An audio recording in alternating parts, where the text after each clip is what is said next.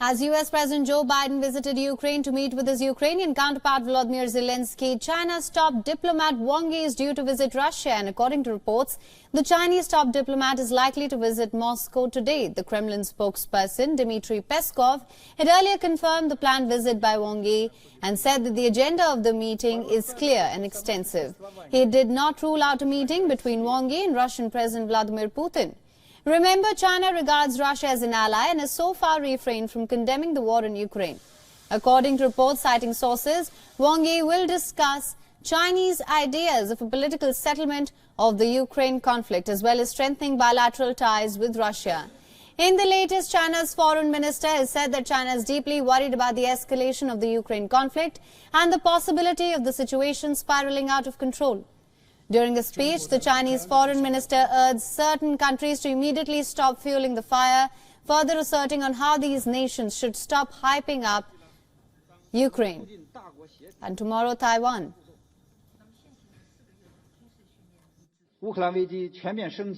It has been nearly a year since the crisis in Ukraine escalated across the board. The situation is drawing international attention. China is deeply concerned that the conflict is intensifying and even getting out of control.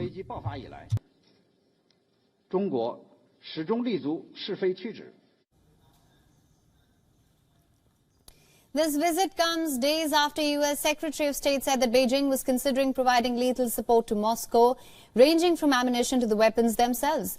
Blinken warned Wang Yi of consequences if China provides material support to Russia's invasion of Ukraine. In retaliation, Beijing hit back at Washington, saying it is the United States and not China that is endlessly shipping weapons to the battlefield. China also said that it will publish this week its position on the political settlement of the Ukraine crisis, with Wang Yi saying his country is on the side of dialogue. Since the war in Ukraine began, trade between China and Russia has also increased. Chinese President Xi Jinping stood by Putin, resisting Western pressure to isolate Russia.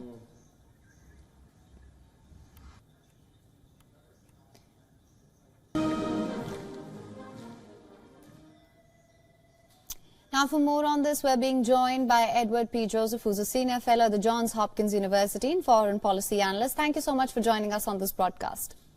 Of course. Now, as I mentioned, China's top diplomat Wang Yi is due to visit Russia most probably today. And we've also seen President Joe Biden visiting Ukraine to meet his counterpart Volodymyr Zelensky. Now, how do you assess this apparent show of support on both sides of this conflict? Well, first of all, President Biden's stunning, dramatic visit, it really speaks volumes about the United States support, the American commitment to support Ukraine, and this is the key part, in its defense of its territory, its territorial integrity and sovereignty against Russian aggression. And unfortunately, it's China that is the #1 supporter of this Russian aggression. So this is the great irony that we have. We have Wang Yi and the Chinese saying that it's the United States that's fueling the conflict, when the truth is exactly the opposite.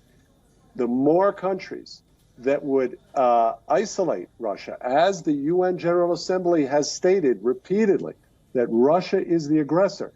Unfortunately, China provides the most critical support to Moscow in its aggression, and that, more than anything, the Chinese support for Russia, more than anything, is what perpetuates this conflict and all the consequences that the world faces, including inflation. Please. Right, absolutely. Now, as per reports, Wang Yi will discuss Chinese ideas for a political settlement for this Ukraine war. What do you make of that?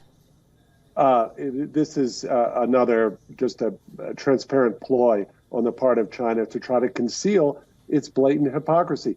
Here we have the fundamental statement, position of China is that the states have their sovereignty and territorial integrity. That's their fundamental position. And China is all about sovereignty and territorial integrity when it's about China.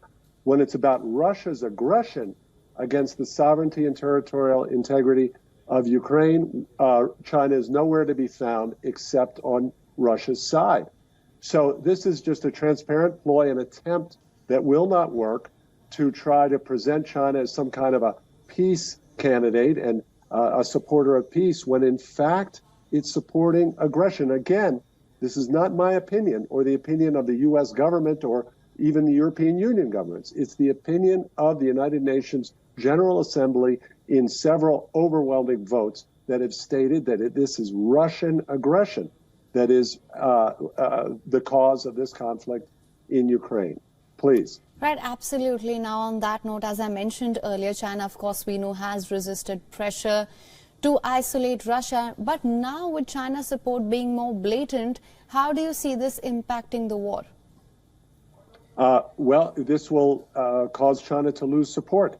The aim, the game that China is trying to play principally is to try to split the same game that Vladimir Putin tries to play, is to split Europe from the United States. And it won't work because Europe itself recognizes, occasionally in ways even stronger than the United States, of what a threat that Russian aggression in Ukraine is to the entire European continent. And the Europeans know that they have to turn to the United States as the superpower, the overwhelming military power and political power. And the relations between the United States and the European Union are extremely strong, unprecedented transatlantic solidarity. And China has tried and will try again to try to split this by claiming it's standing up for peace, when the truth is that it's China's backing of Russia that is perpetuating this war, this devastating war that is hurting Ukraine and economies around the world. Please. Right. Absolutely. Now, just for a little more clarity there, as the war in Ukraine nears its first-year anniversary, do you think China's blatant support now will embolden Russian offensive going forward? Of course it will. This is everything. Think about it the other way. Imagine that China would join the global community, would stand on the side of the UN General Assembly. Again, not just the United States and the EU, the West, which China and Russia are fighting against. But imagine that they would stand with the global community, the United Nations General Assembly, and call this out for the aggression that it is. Vladimir Putin would be terribly isolated. Then he would consider a serious peace. Then we could talk about ending this war and all the devastation that goes along with it. But that is not China's game. China is playing a very selfish and really transparently hypocritical role here, supporting an attack on the sovereignty and territorial integrity of a member of the United Nations, a recognized state, Ukraine, which is facing aggression from Russia, and China is supporting that. And potentially, according to the U.S., China is intending actually to provide lethal support to Russia in its efforts and in this spring offensive that you correctly mentioned. Please. All right. Mr. Joseph, thank you so much for joining us on this broadcast with all your insights on this. You're welcome. WION is now available in your country. Download the app now. Get all the news on the move.